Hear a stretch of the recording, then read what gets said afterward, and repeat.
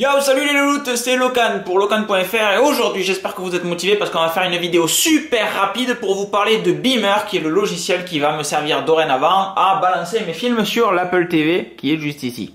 Push the tempo, push the tempo, push the tempo, push the tempo, push the tempo, push the tempo, push the tempo, push the tempo.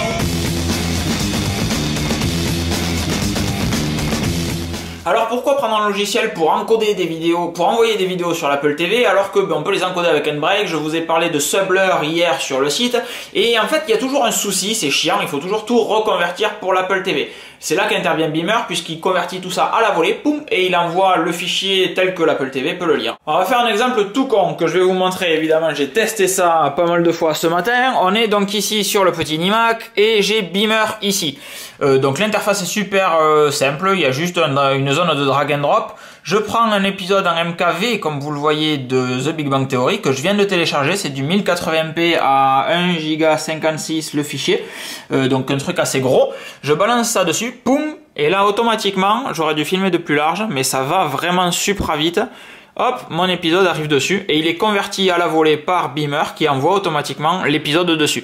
Si je viens sur les options de Beamer ici, je peux avoir les contrôles s'il y a plusieurs pistes audio, s'il y a par exemple plusieurs pistes de sous-titres, et je peux mettre ma piste de sous-titres anglais, clac. Alors sur certaines fois ça a planté à ce moment-là, là ça fonctionne, poum.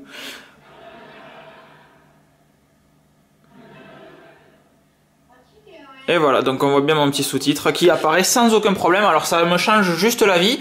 Le Synology du coup qui se trouve à ma gauche ne me servira qu'à stocker mes fichiers. Donc du coup je télécharge mes fichiers en MKV en ce que je veux. Je fais pas attention au format. Je les mets sur mon Synology et ensuite comme il y a toujours un ordinateur d'allumé ici, soit le Retina, soit l'iMac, il suffit de venir chercher le film, de faire un drag and drop dans Beamer.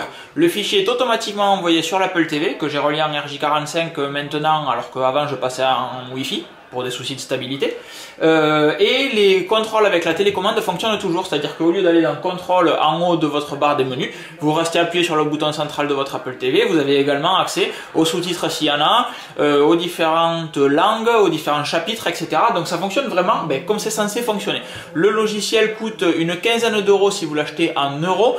Je vous conseille au moment de l'achat du logiciel, à moins que vous vouliez passer par d'autres méthodes, au moment de l'achat du logiciel, vous passez par la langue anglaise, vous mettez United States, du coup vous le payerez en dollars, 15 $, ce qui fait à peu près 11 €, taxes comprises. Si on peut gagner 4 €, c'est quand même pas plus mal.